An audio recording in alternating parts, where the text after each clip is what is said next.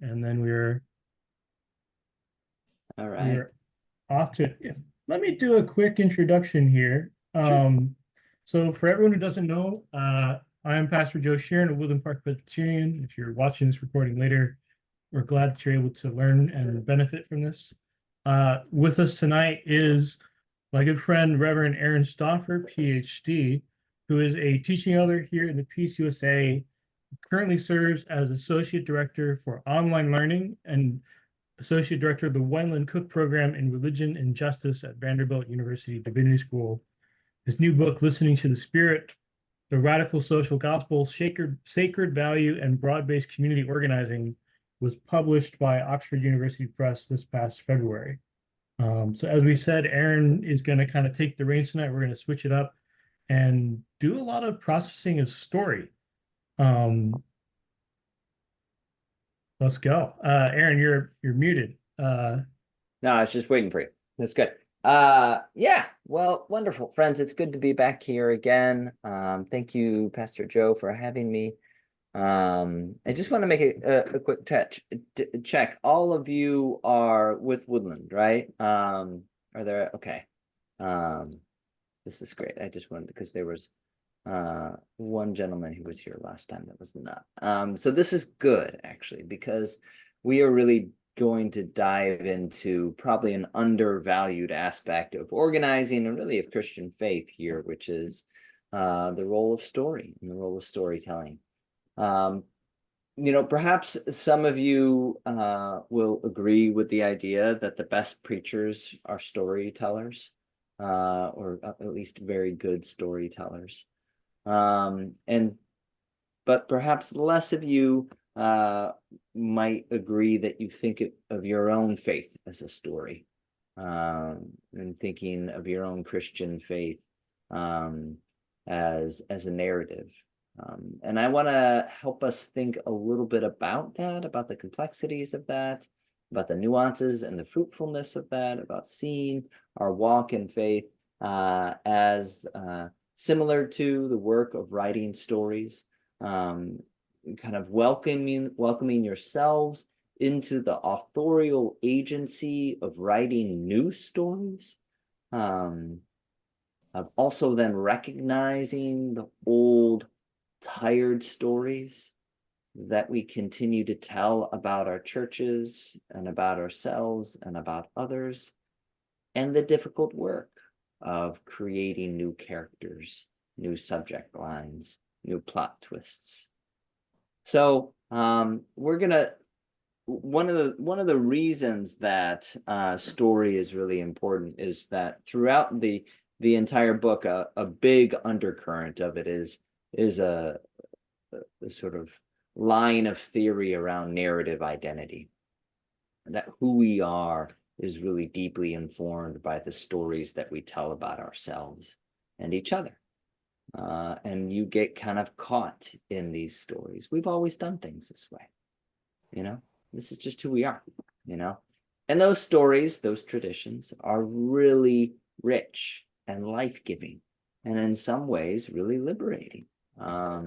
We need to have some sense of predictableness around us, predictability, in order to actually get a bearing of who we are in a community and what it is that we're called to do. But the Spirit moves in ways that enlivens us, that moves us out of the expected, and I think in turn inspires us to write new stories in this way.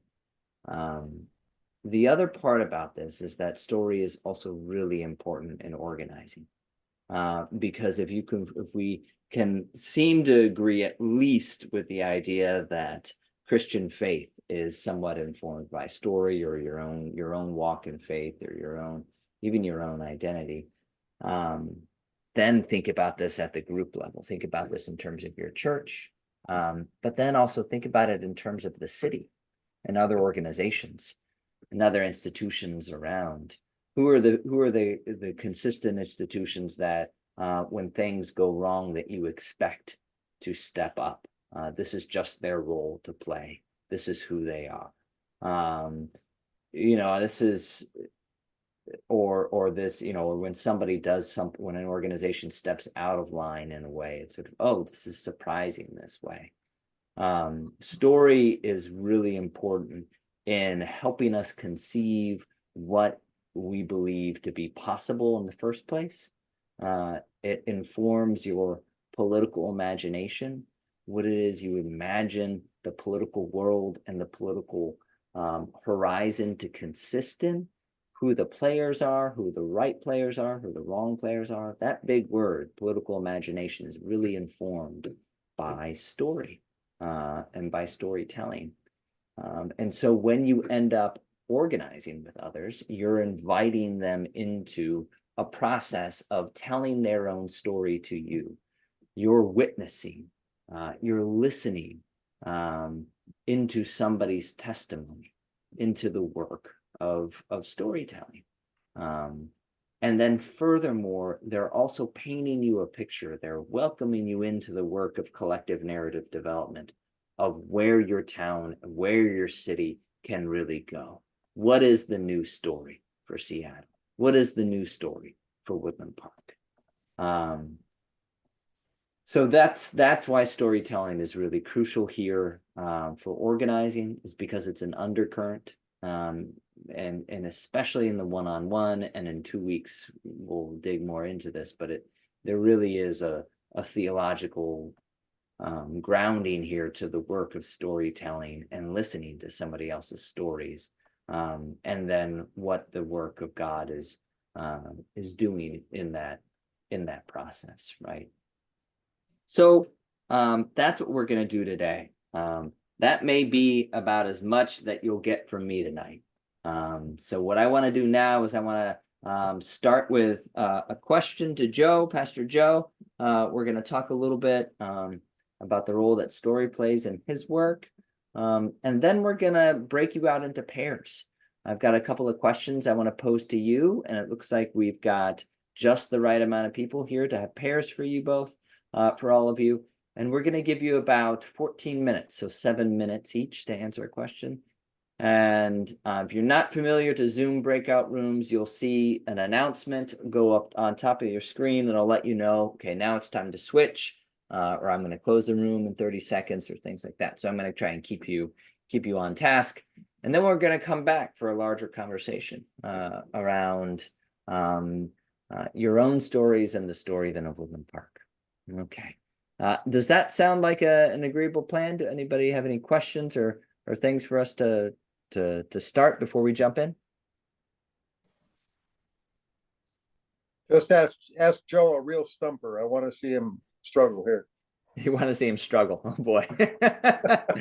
Well, what's that about, Finley? Yeah, right. Just revenge. I think we're gonna start with sometimes broad questions give someone a lot of water to tread in. So let's go for it here. Joe, why don't you talk to us a little bit about how it is that story figures in your own work as a pastor? I'm curious about how it plays in your work of ministry, but then also in preaching. Yeah, why don't you talk a little bit about that?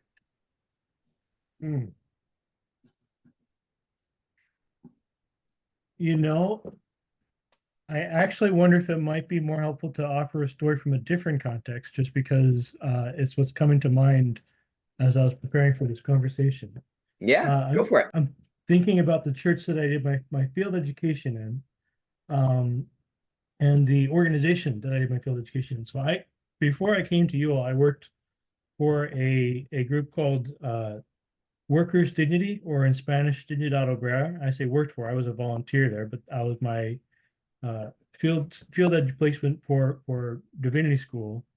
And what was remarkable about this organization, what remains remarkable, is how they're a worker center, which is to say they're a place for workers who have had their rights violated in the workplace to come and gather and work alongside other folks who either are in that same situation, have been in that same situation, or are otherwise motivated to be a part of that. And most of the people that come through Workers Dignity are Latino. They're coming from they're part of immigrant populations coming from Latin America, predominantly, and there's a real power that you see when they come into a space, perhaps expecting to receive a service, expecting to lodge a complaint, and instead have an opportunity to lead the way in their own case, in their own in addressing the grievances that they've brought. So, for example, a man named Miguel who worked as a cook in a restaurant. I happened to walk alongside him for a while. Uh, his wages were stolen over a course of 11 months to the tune of several thousand dollars. Like a medium 5-figure amount of money was stolen from him. He wasn't being paid overtime. He wasn't being paid anything extra, and he was working 80-hour weeks for months on end. Having the ability to author what steps he wanted to take, getting advice from people who had been along that road in the past, but being able to make the decision himself. Do you want to do a protest in front of this building? Do you want to talk to a lawyer? Do you want to do a campaign with people who may have a stake in this restaurant? A variety of tactics being explained to him, and then him being the one to make the decision about what was going to happen next, empowered him in a way that he hadn't been. Now, my role in this organization, in addition to walking alongside him in this one case and sort of stewarding some logistics on the conversations, was reaching out to congregations, reaching out especially to white Protestant communities in Nashville. And I presented the church that I would later do my field education with the opportunity to show up for Miguel. This was a really hard situation for them because it challenged a lot of their stories of who they were.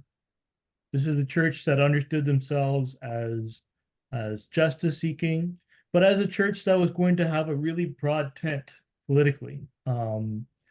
I think about Aaron's story that he offered us last week about that pastor saying at the community meeting with the council person, just so you know, this isn't political. This was a church that really valued that kind of nonpartisanship and thought that their role was to kind of stay away from anything that would be controversial, rather than to find a faith-rooted place to speak on that. And so when it was time to show up in support for Miguel and his protest, we got a handful of people there. But what I learned is that it was a really tough sell for the pastor, because of the story of who that church was, of how they made change, and how they showed up for the community. Didn't leave them with a lot of room to pivot in this way. They had a story themselves and they did. They did a lot of work on water access. They did a lot of work on Habitat for Humanity.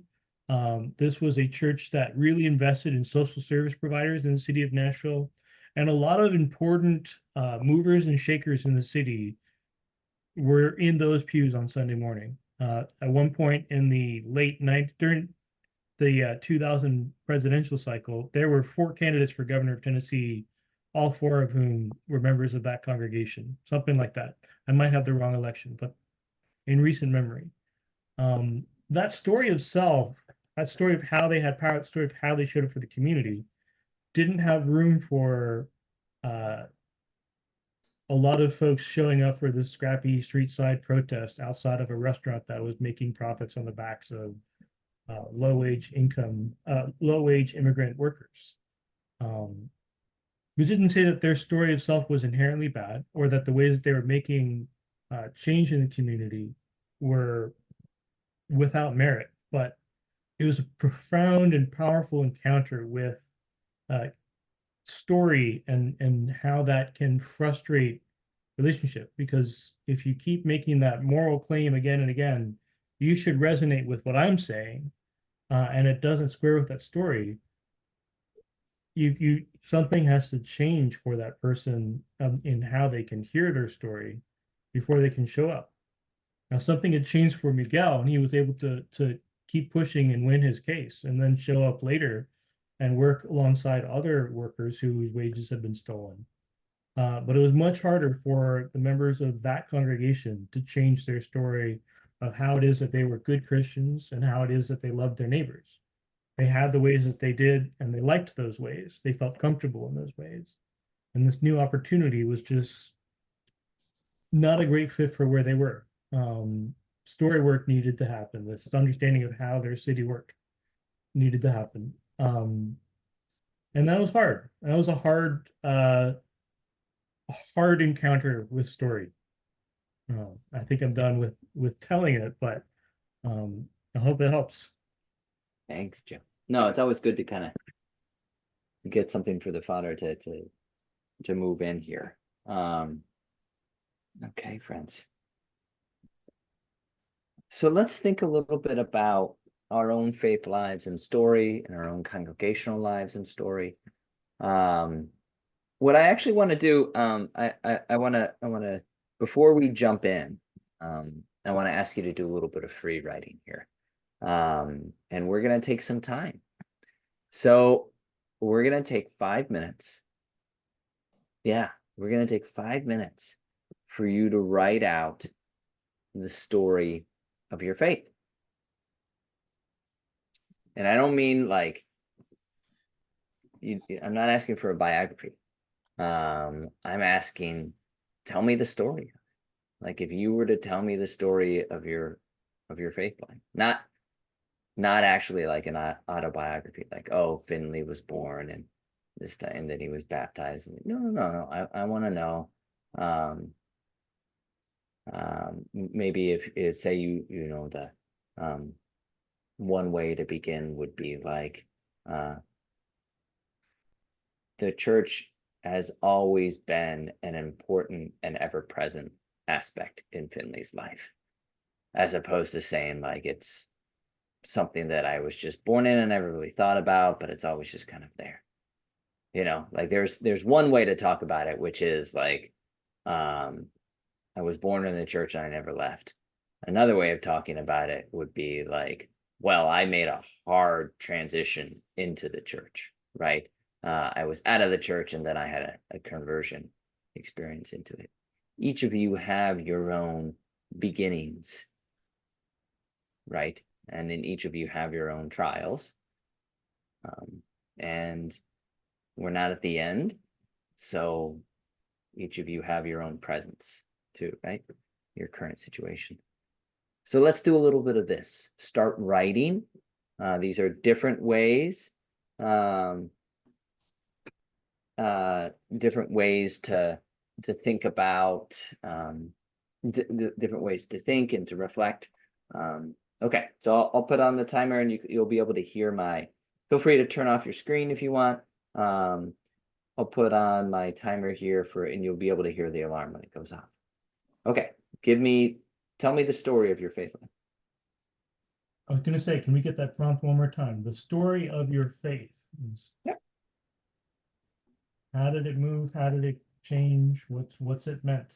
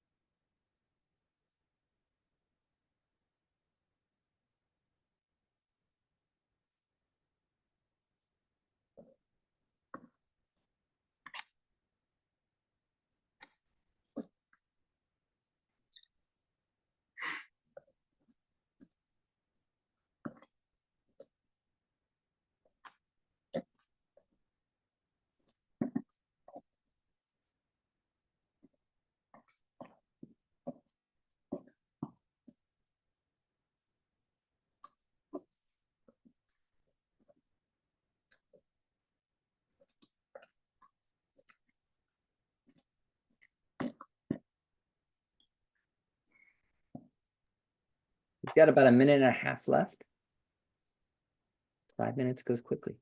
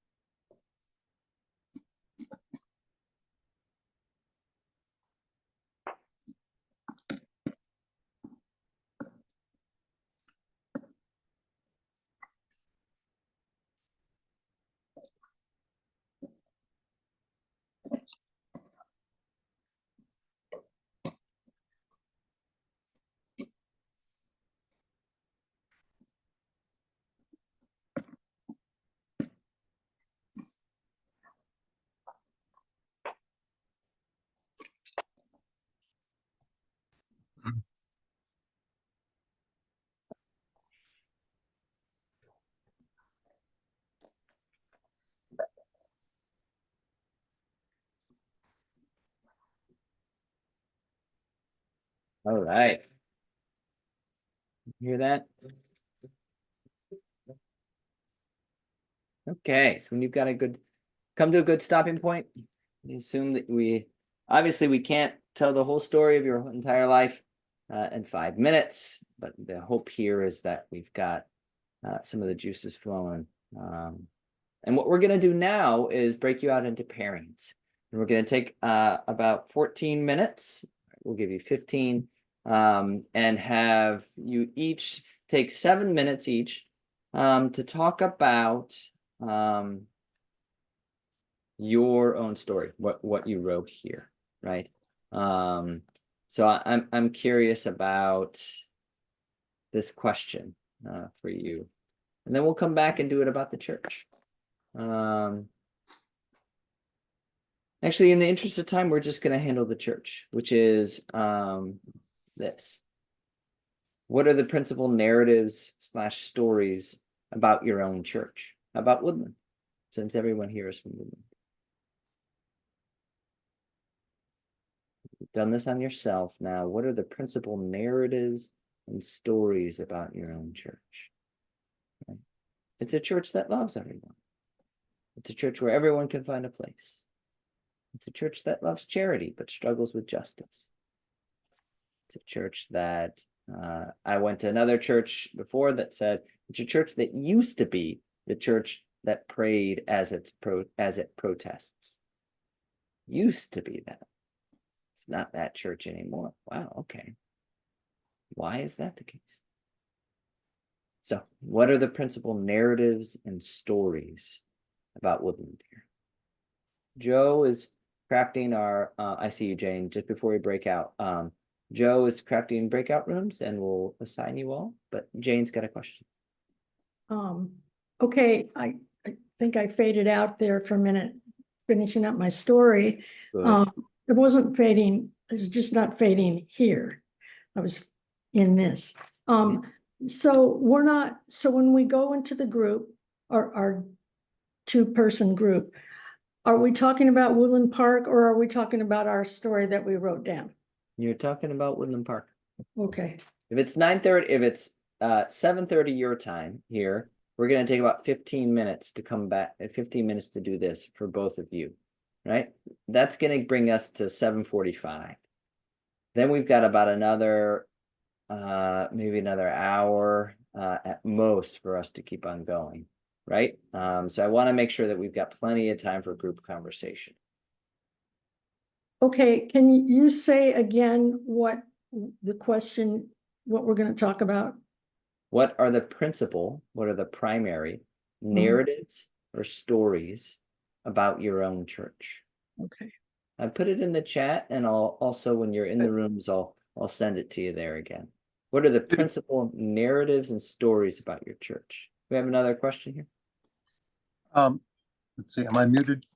No, you're good. I can hear you. Oh, okay. Yeah, do we link it in any way to our own personal story that we just wrote out, or just start fresh? That's a good question, and it's one that I can't answer for you Oh, okay. because I don't know your church and I don't know you. Got it. Okay. So if it does, then wonderful. But it may not. I don't know. I mean, you might be brand new there. Okay. Thank you.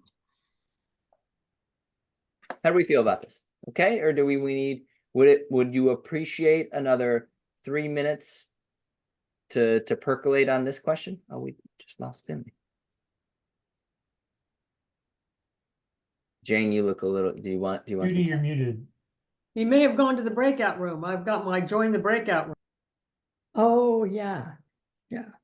All right. Okay, I'm just trying to figure out why, okay, we wrote about our own path, okay, like intensely for however many minutes it was, but now we're going to talk about completely different thing. The primary narratives about our church. So I'm just trying to figure out how those work together. They may not. But I think the exercise, I hope that the exercise of thinking about story and faith is generative for you. Okay. Does that help? Mm-hmm. All right, go to your rooms. Read your room. Excuse me. Yeah, I've got kids, so that maybe that just came out. Breakout rooms, go for Time it. out. Yeah. That's right. Stella, are you able to see your breakout room?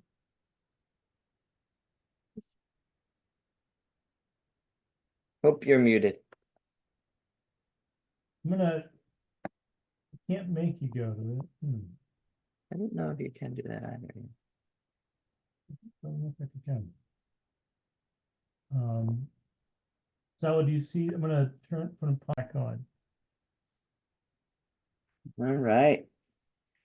Well, thank you all. I know 15 minutes goes by very quickly, especially when it's 7 and 7. So, yeah. Thank you for this.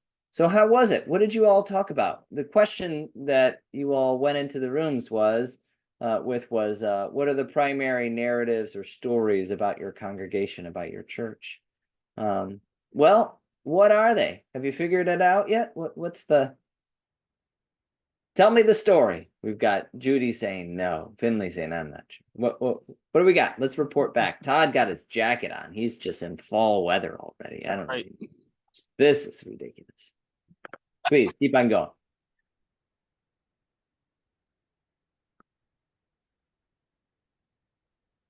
And so Finley, I see you speaking, but you're muted. And No, I'm not. you too. Yeah, there you go. Okay, Jane and I, right off the bat, found we were in an interesting situation. We, in talking about how we came to our faith or what our faith was about, we found that we were like polar opposites. You know, like a couple hundred years ago, we probably would have been trying to burn each other at the stake, or, but we found that our experience at Woodland Park Presbyterian actually had us on common ground due to its story. And to be a little more specific, I told her I was somebody who found satisfaction in cutting out all of the BS and all the woo-woo stuff in religion that I could possibly find, and still arriving at some core of faith that I could believe in. And she, on the other hand, really enjoys the, what did you call it? Woo-woo? No, you didn't call it woo-woo stuff. Mystery Stuff. Yeah, that was the word. Yeah, I was popping in there for a second. And the common denominator turned out to be that Woodland Presbyterian, with the pastors that we've had has been very progressive and welcoming what I consider to be Jesus's core message of inclusion and acceptance of others. And that fits in just fine with Jane too, I think. It's just that we come at it from different sides, but the story engages both of us. Finley, you said that you wanted to get rid of all the woo-woo so that you could kind of boil it down, my words, to the rational core, and still be a sane person. What is that? To me, it's well, you know, I hope I don't. No, I'm asking you, Finn. I'm not okay. asking anybody else. I'm asking you. Yeah. I hope I don't get excommunicated or anything here, but basically, I like to think of God just acting in the world through normal, understandable, scientific methods, and getting people to get along with each other is the main process going on. And I see that happening all the time, and that's good. That seems pretty simple, right? People just kind of getting along, but that's a pretty steep hill to climb, you would think. Yeah. So I appreciate that. Thanks, Finley. I love the ethical core of your faith here. I love that. Jane, do you wanna say anything? Add anything into the conversation, please? Well, I think that, like I was telling, actually, Finley and I did the one-on-one way back. Yeah, good. So we already knew this about each other, where we were coming from. And I would really call myself a mystic. Yeah. And you know, it's the truth. But I really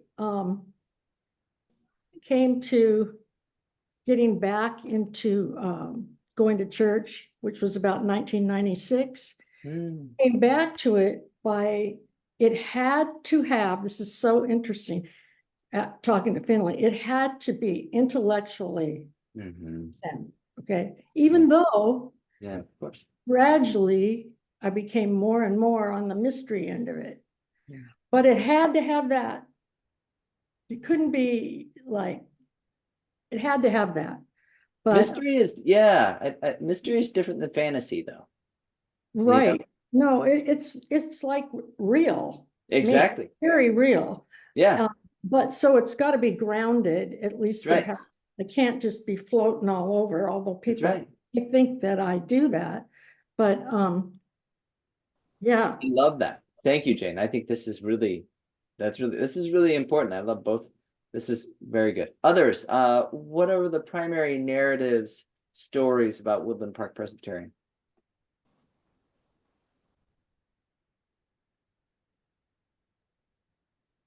Todd, I'll start. Oh, you want to start? You start, Todd, and I'll jump in. I feel like I need to ask permission to speak freely. No, well, you've got it. Woodland Park was large. Now it's small and still thinks it's large. What does that mean? Sorry. We have the same committees we had when we had 150 people. But sorry. We're not good at saying, you know, we just can't do that anymore. We don't have time, we don't have resources, we don't have people. Yeah. We have a hard time admitting to a priority of things that might be important and not important. Yeah. We like what we do and we don't want to give that up. Well, yeah. We don't even want to have a conversation about maybe we should talk about all of it. My impression from the outside, not from the outside, my impression from the inside, only having been here since it was a 120 person church, not when it was a 400 person church. That's really helpful. Thank you. Judy. Yeah, I would agree with we still think we're large. We still carry a staff that, I mean, I was a member of a very small church in Massachusetts and I look at how the church is run and how much paid staff we have and how many people we pay to do things that were done by volunteers at this small church. And the other thing that came, and part of that also is we like to do charity. We take on projects and then that are in some ways expensive, and then we get frustrated because we can't support them. Again, because we're a small church and, you know, we have to look at how we spend our money. On the other hand, we're a church that's trying to be very honest with ourselves about our future. And looking at the building, the dwindling congregation, and so where are we going? And I think we're being honest with ourselves, or at least trying to be honest with ourselves about what we can and can't do and where we should be going. I love that. This is really important. Let's go to the final group, and I'm going to pick up the threads that I've caught here, and I want to hear what everybody else's threads are. Peggy. Well, I can say something. I've found that, and this probably with all three of us, that the reasons we decided to come to Woodland Park and the reasons that we decided to stay are kind of, for me, they're the same still. So I find it as socially active. I hadn't thought about it as costly and, well, anyway, we're socially active and we pretty much walk the talk. And there's always somebody, it's usually the same people that are willing to put themselves out there and be involved in things. And I find I'm not one of them anymore as much as I was 10 years ago. But I find it I was very careful where I chose to I hadn't been to church for 20 years. I had my family, I only went when I was a kid because my parents made me.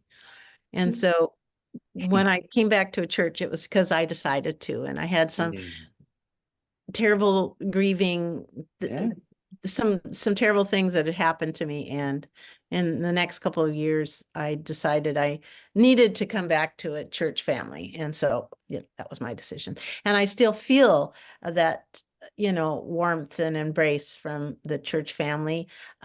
Sometimes not as much, and sometimes enough. So I find that with the church story is that, we are a family. We don't always get along.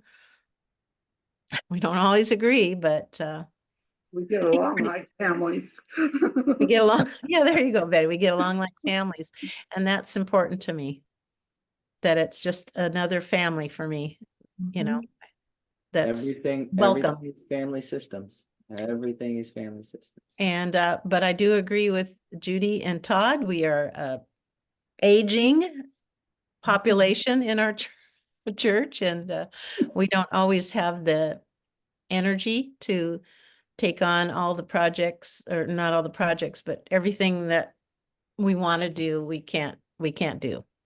I agree with Todd in the fact that we've got too many things going, and we think we're a small church, and we still think we're a large church, the way we operate. Of young people. No, yeah, well, we're not young people, we're older people. No, I mean, I came from a church which I thought it was falling apart, and what was going to happen finally happened. But it was a large church when I joined it, but it became a very small church, and they went through the same thing. They were a small church. They became a small church, and they wanted to act like a large church. Sawa. Yeah. Okay. I said when we were in the room together that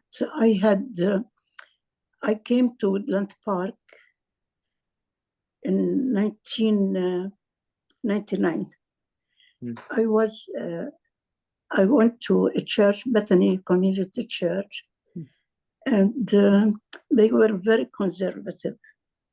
And I didn't have rights. I never drove in my life. So what I was waiting for the bus to go to the Lutheran church, because I'm originally Lutheran. I was born in Bethlehem, and we went to the Lutheran church there. There was one church at the time, Protestant, evangelical or something. Sure. My dad was the organist there. I love the organ music.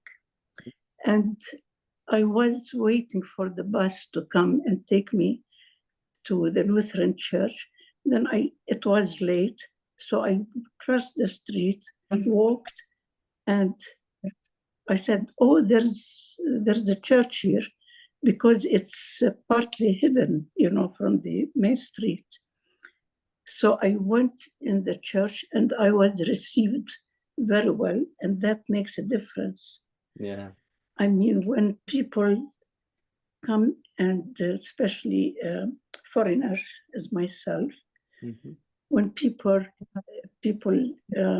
of the church receive you well, I can see Christ there. I can see, friendship and love. And I love this church, and I served as a deacon 3 times, actually. And I enjoyed it. And I enjoyed the choir as well, and the organ playing. But I got used now to the piano, and organ sometimes. But it's very inspiring what they do at the church. I can't go now. I'm not in Seattle. I sold my house in Seattle. Sure. And I'm in Mill Creek. And I don't have rights, Sure. to the church. Yeah. But I miss being at church, in person. I can't do anything. I'm the oldest person at my church, much older than many people. They were talking about aging. I'm aging. I'm 94. I'll be 94. This is amazing. Oh, Sama, thank you for being here. Oh, wow. Look at those young people I'm talking to. Yeah, this is what a gift. Thank you. Oh, friends, this was so How wonderful. we got to be the age that we're one of the older people now. That's right. It's pretty amazing. Yeah. So here's one thing for us as we continue to think about this work, and we go into the conversations then around relational meetings and one-on-ones in 2 weeks. So before we went into our breakout rooms, Jane asked the question, are we supposed to talk about what we just wrote, or are we supposed to talk about the congregation? And I said, or maybe it was Finley. I don't know. One of y'all said it. And at that point, I kind of left it up to you. And I said, it depends. It depends on how it all connects for you. And from Finley and Jane's conversation, then moving to Todd and Judy, to then Peggy, Salwa, and Betty, you can see again and again how it is that the story of the individual is automatically, in the end, a collective story. That we are social beings. That we need healthy communities and strong communities to help us be our most healthy and strong selves.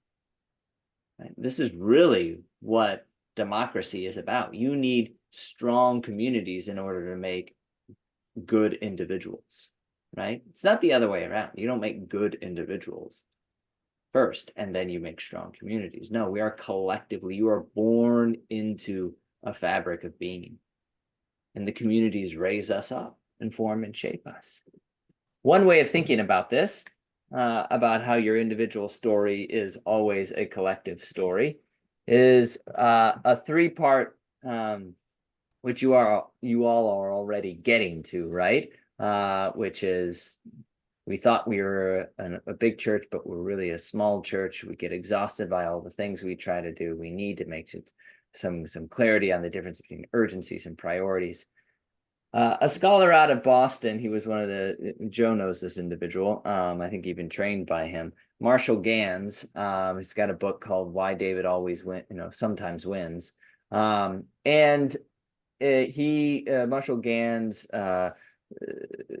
gained some deep experience around organizing with the Freedom Rides in the 60s, and then ended up organizing with the farm workers in California.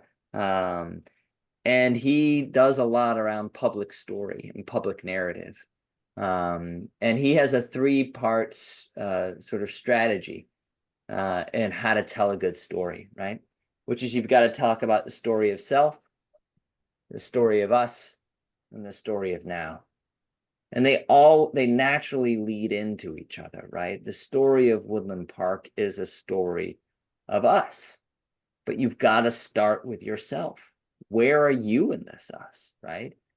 And then what is the condition of the us? What's the story of now? Not the story of yesteryear, and not the story of some fantasy like Jane is talking about, but instead, how is that mystery, the story of now, grounded in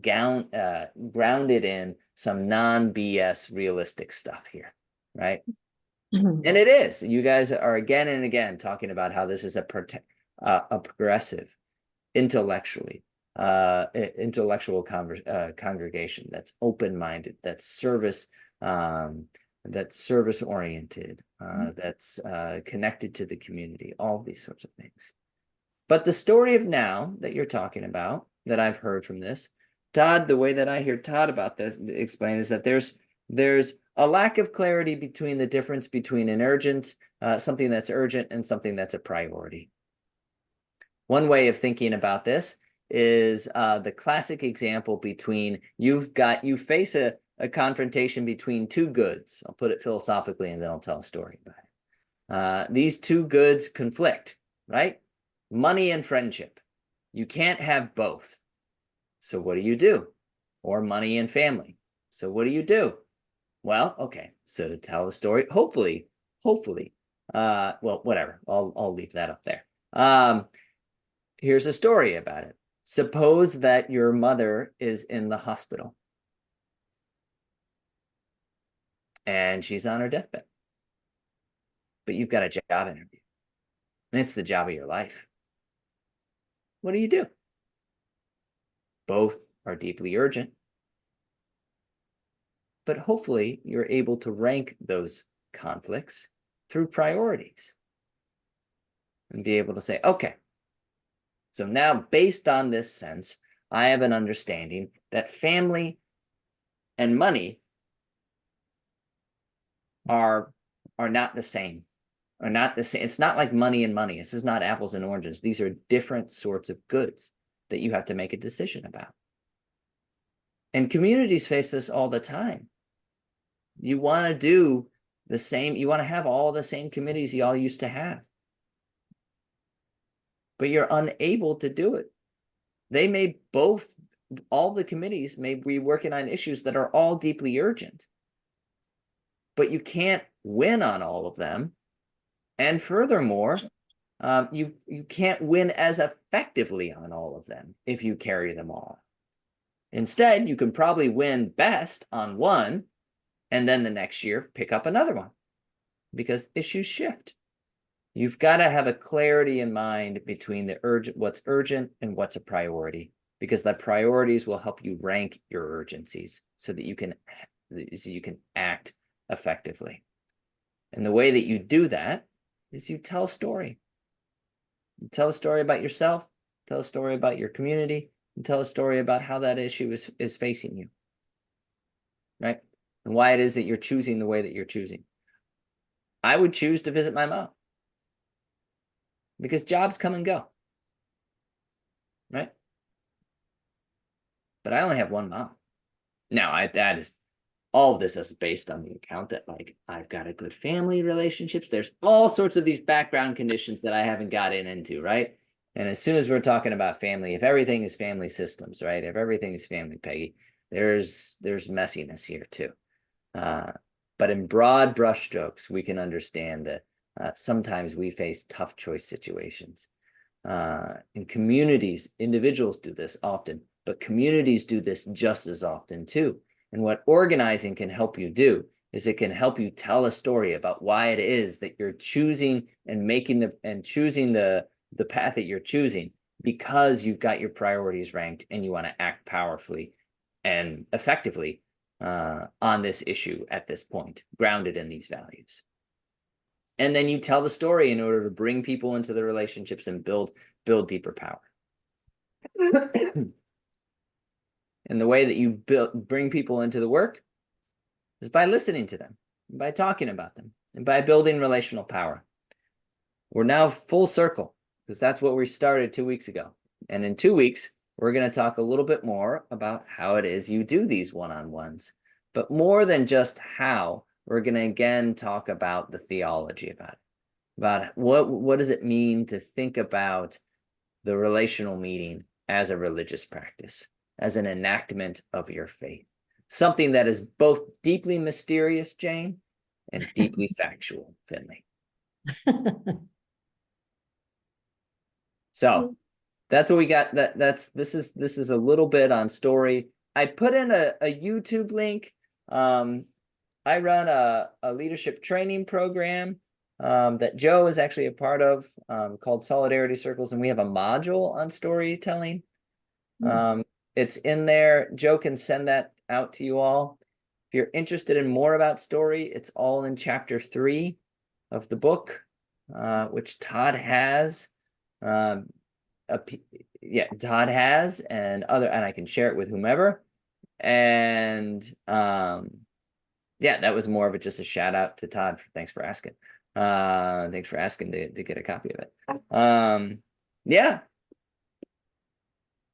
Closing and thoughts? I can also share copies of that if it's easier to reach out to me than to Aaron. Yeah, exactly. Joe's got a copy of it. Joe's had a copy of it for a long time. That's old. All right. What else do we think? Any closing thoughts here? Reflections? Okay, If friend. you're on a sinking battery-powered boat and there's a shark 10 feet away. I'm sorry. I was just thinking of Trump's dilemma, his story about being on a boat that's sinking with a battery-powered boat, and there's a shark 10 feet away. Which do you choose to go with? I don't. It was completely nonsense. Yeah, I know. I was gonna say, what is going on? That's right.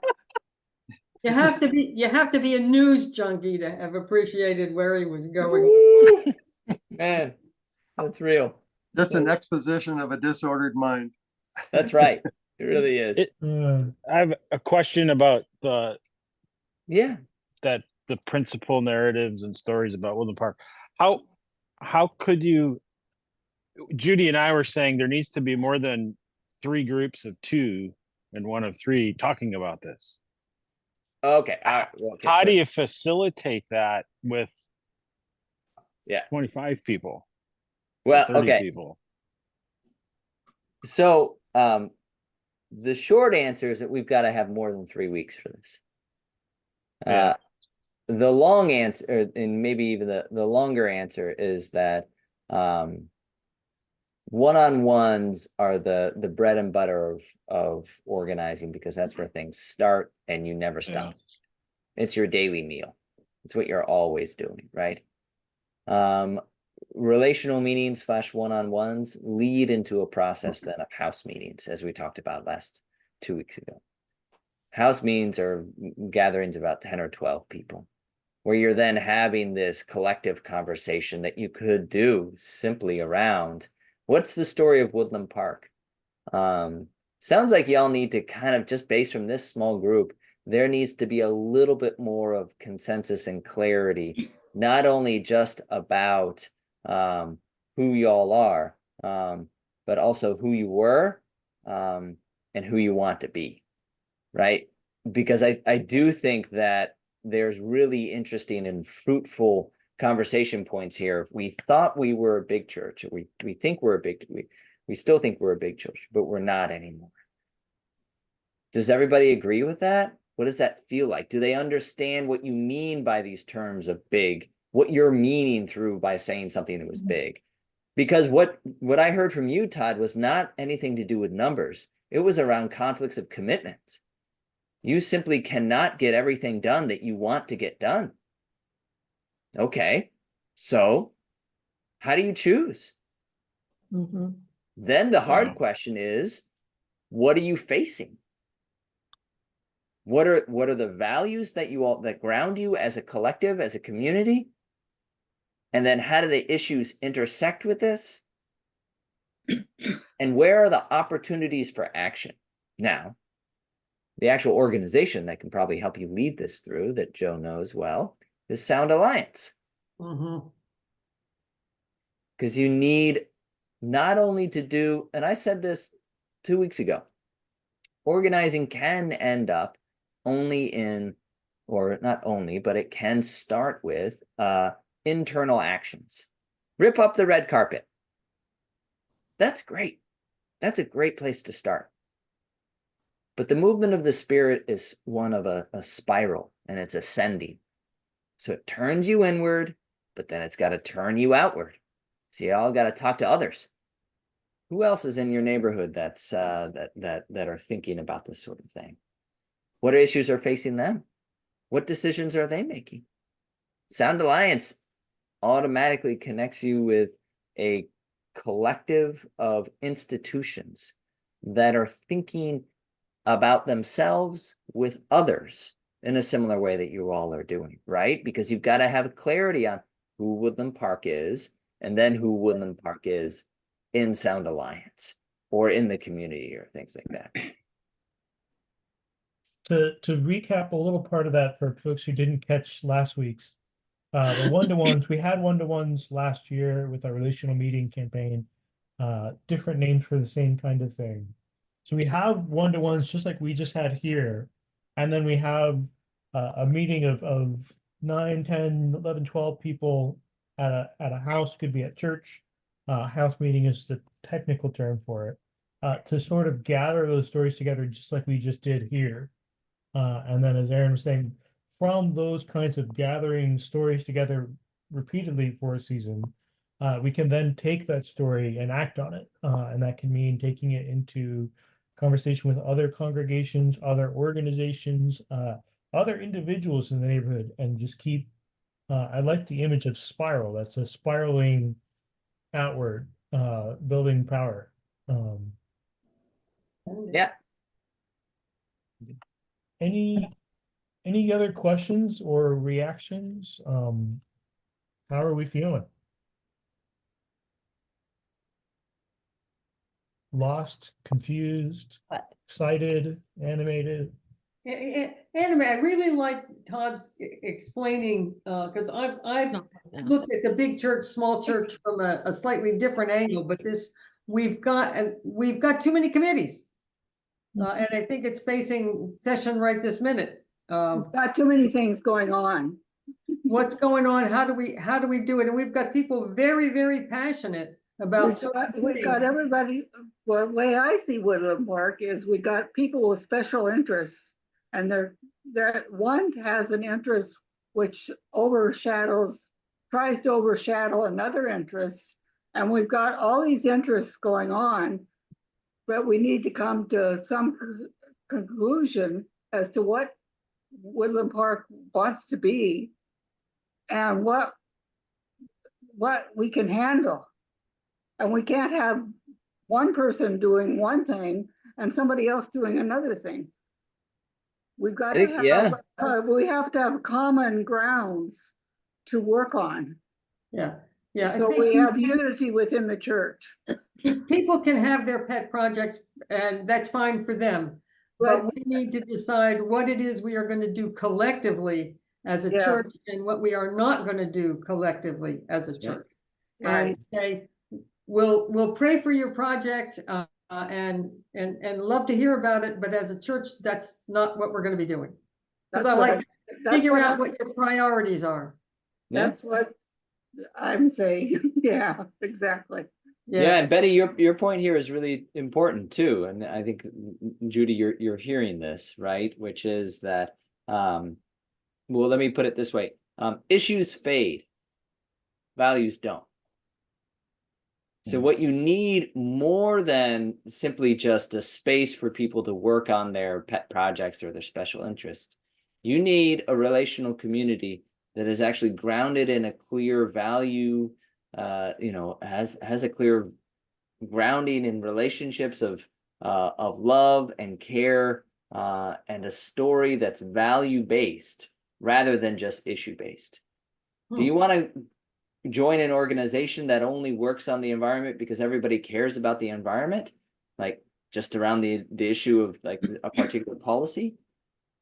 Or instead, would you rather join an organization that provides you and tells you a story about how your self and identity fits into a larger picture beyond the current policy, right? And instead says, we've got a clear trajectory about how we are going to continue to shape our neighborhood to be a community that we want to live in for a long time, right? Shape our city in this sort of way. Because eventually, whether you win or lose on these specific issues, they're going to change and new ones are going to pop up. So you've got to have relationships and a fabric that are strong enough to withstand those changes. That's what relational power is about. We're going to talk about that in 2 weeks. These conversations like this, we kind of have to, we do have to rein in because it can get too much too quickly. And so you have to stay focused on, this was about story and about individual stories, connecting to collective stories, connecting to stories of time that are inevitably value grounded, right? Because the story of self and story of us and story of now turns on the differences between urgencies and priorities. And once you have that clear, then you can make the choice situations about whether you go to visit your mother or whether you go to take the job interview. Now, J.D. Vance, who wrote about it in Hillbilly Elegy, chose the job interview. So there you go. So that was meant to be a little bit of levity, that this is, yes, this is a consistent narrative. It's a consistent, back pocket example that people use to say, this is how we make decisions. All right, y'all. 2 weeks. Thank you, Aaron. Thank We'll see you. in 2 Thank weeks. Thank you, Aaron. Thank you, Joe. Thank you. Well, Thanks, everybody. Thanks, Aaron. This was great. Yeah. yeah, much love, y'all. Yeah. This All is right. good. See you in 2 weeks.